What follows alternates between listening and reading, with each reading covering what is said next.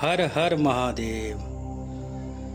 श्रावण मास के दिव्य उपलक्ष्य में शिव भक्तमाल का जो दिव्य सत्र चल रहा है उसके अंतर्गत आज श्वेत मुनि की कथा आप लोगों को सुनाते हैं, जो श्रेष्ठ शिव भक्त हैं। पुरानी बात है, श्वेत नाम के एक बड़े ही तपस्वी मुनि थे।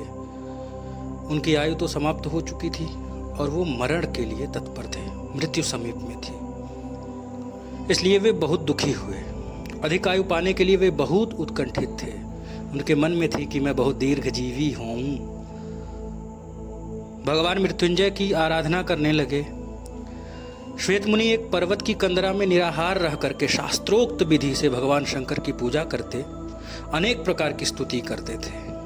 पवित्र रुद्राष्टाध्यायी का पाठ करते भगवान शिव को नित्य सुनाते थे। परंतु जब उनके दिन पूर्ण हो गए तो महाकराल काल उनके सामने आ धमका। श्वेत मुनि को विश्वास था कि मैं तो कालों के काल महाकाल की शरण में हूँ, मेरा कुछ नहीं बिगाड़ सकता।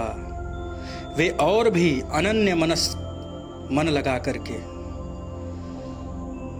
महामृत्युंजय के मंत्र को त्र्यंबकं जजामहे इस मंत्र से भगवान शिव की पूजा करने लग जाते तत्परता से।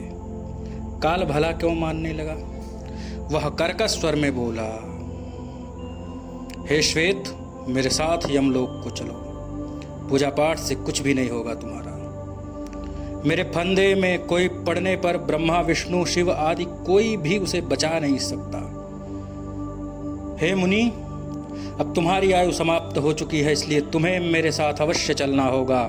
काल के ऐसे भयंकर वचन सुनकर के भगवान रुद्र का स्मरण करते हुए श्वेत मुनि कहने लगे कि तुम मेरा क्या कर सकते हो? मेरे तो स्वामी भगवान रुद्र हैं। वे इसी लिंग में विराजमान हैं और मेरे जैसे भक्तों की रक्षा में सदा तत्पर रहते हैं। उनके भक्तों की कभी भी हानि नहीं हो सकती, इसलिए हे काल, तुम मेरे पास से चले जाओ। काल को श्वेत मुनि का कथन सुनकर बड़ा क्रोध आया और वह भयावनी सूरत बनाकर सिंहनाद करता हुआ मुनि के अत्यंत सन्निकट आ गया। समीप आते ही मुनि ने देखा कि उस मुनि के गले में फंदा डाल दिया उसने। कहने लगा कि मुनि, अब तो तू मेरे फंदे से बच नहीं सकता। अब तुम्हें बचाने वाले रुद्र कहाँ हैं? उनकी भक्ति का क्या तुम्हें फल मिला? तुम तो कहते थे कि रुद्र के इस लिंग में रुद्र हैं और रुद्र की कृपा से तुम्हारी कुछ भी तुम्हारा बिगड़ नहीं सकता, तुम्हारी रक्षा होगी। अब तुम्हारे रुद्र चुप क्यों बैठ गए? तुमको बचाते क्यों नहीं? इस प्रकार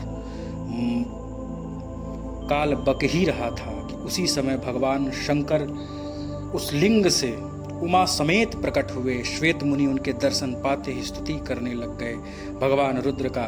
काल उन अंतकांतक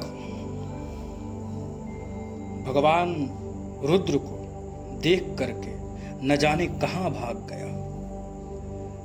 भगवान शंकर ने श्वेत मुनि को वरदान दिया, तुम चिरकाल तक इस संसार के अनेकों सुखों का भोग करोगे, अंत में शिवलोक को प्राप्त करोगे। काल तुमको कभी भयभीत नहीं कर सकेगा, तुम्हारी इच्छाधीन मृत्यु होगी। उस समय आकाश से सुंदर सुगंधित पुष्पों की वर्षा होने लग गई, दुंदुभियां बजने लग गई, देवताओं ने बजाया। भगवान मृत्युंजय ने उन्हें चिरायु वरदान दिया, कैलाश को चले गए। श्वेत मुनि अपनी कामना पूर्ति से परम संतुष्ट थे। भगवान महामृत्युंजय की आराधना से भुक्ति और मुक्ति दोनों प्राप्त होती है। इनकी अर्चना से मनुष्य के हृदय के सारे शोक दूर होते हैं।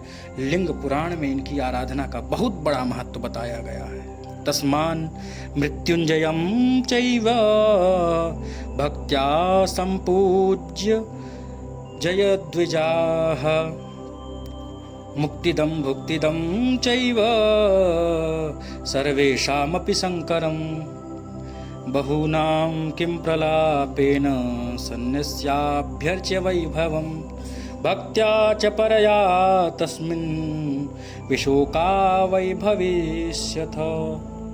हर हर महादेव।